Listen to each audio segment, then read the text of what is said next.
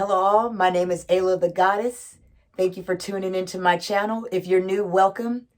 If you are a subscriber, thank you very much for subscribing. If you would like to receive these messages weekly without having to search for me, you can always subscribe, and that would be greatly appreciated.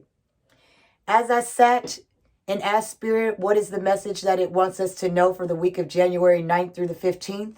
The message that I had received was, let it flow and let it go. Also, for those who love Frozen, the Elsa song came in my head, let it go. So I did write down some facts to share with you all that I received from Spirit, and I'm going to go ahead and get into those.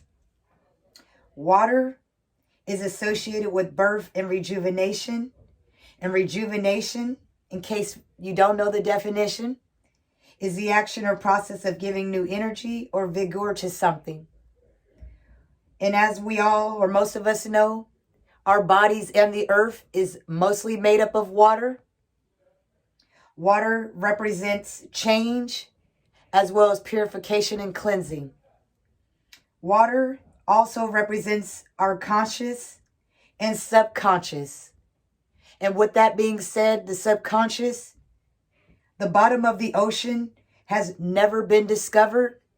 So within the bottom of the ocean lies many mysteries. Now I said that so that we can keep in mind that our subconscious holds many mysteries of our soul that we do have access to. You can access this by sitting down with yourself and meditating. Water is also associated with power. And for all my women, water is associated with femininity. Water is a representation of forgiveness as well as our emotions. Water has the power to give life because in order for a baby to be born or produced, or I should say develop, the baby needs to be in the sack of water. Water can also be destructive as well. So do keep that in mind when you are associating your emotions with water. Now, I said that because Spirit wants us to not only be in charge of our emotions and watch out for those, but Spirit also wants us to take a look deep within our subconscious to see what we need to let flow or what we may need to let go. Now, I'd like to take daily walks just to, clear my mind, let things flow, creative ideas, as well as let unnecessary energy go. And as I walked, I happened to stop at this spot where there is a body of water, and I happened to take a video of it. And I took that video and recorded it in slow motion. And I did that because the water in the video being in slow motion was representing that sometimes life can be hectic. We do need to slow down and sit with ourselves and ask ourselves questions. So let's see what questions we need to ask ourselves. I'm going to pull two if that's okay. The first question is, what are your best qualities? The second question is, what qualities do you want to embody? Now, the deck I'm going to be using today to give us an additional message from Spirit is the Star Seed Oracle deck.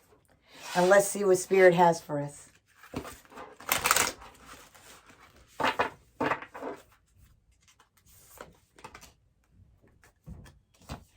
All paths lead home.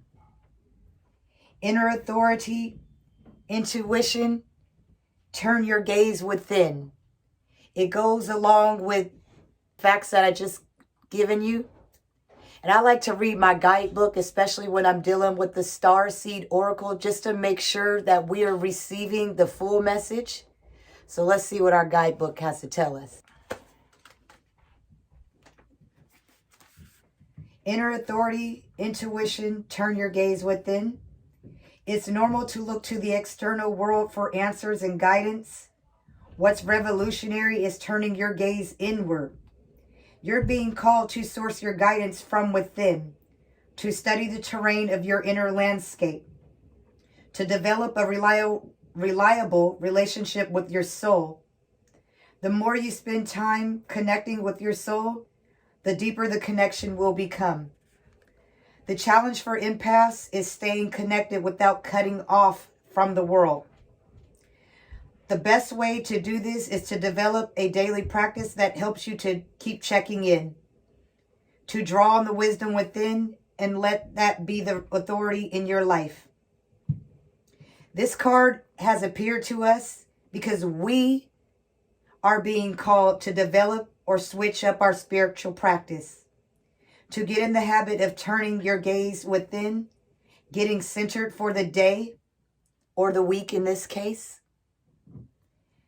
before consuming anything from outside the world, to start from a feeling of at-homeness, and throughout each day to find simple ways to keep coming home. And before I continue reading, I do want to say, as this message is saying, some people think that home is something external, and home is within ourselves, what's in our heart. This doesn't mean switching off from the realities of today's world. We need as many conscious people as possible living with their eyes wide open. Rather, it's a call to start your day from a place of connectedness, grace, and devotion. So when you go out into the world and when you let the world in, you do it from an unshakable state of being, a state of where you draw your strength, authority, and guidance from a place deep, deep within. Spirit is asking, how are you being called to turn your gaze within? So I hope this message is helpful. And as I say, not everything is going to resonate with everyone. So take what you need and leave the rest. And I hope that you have a wonderful week. And tune in next week to see what Spirit has for us. Thank you all once again for allowing me to deliver the messages from Spirit.